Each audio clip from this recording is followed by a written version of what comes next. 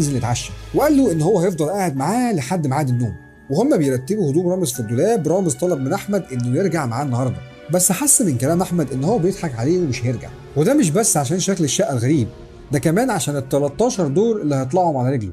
نزلوا بعدها يتعشوا، وبعدها فضلوا قاعدين مع اصحابهم، ومن الضحك والجو الجميل رامز نسي موضوع الشقه. وبعد العشاء رامز لقى نفسه راجع لوحده للبيت، وحصل نفس الموقف مع الباب وعصلك معاه شويه، بس بعدها الباب فتح عادي. هنا بقى رامز لقى لمبة الجاز مولعة زي ما هي، بس الغريب إن أبواب الأوض والشبابيك اللي كان قافلها قبل ما ينزل اتفتحت تاني. ممكن تقول إن ده كان الهوا، بس هل الهوا يفتح ظرف الدولاب؟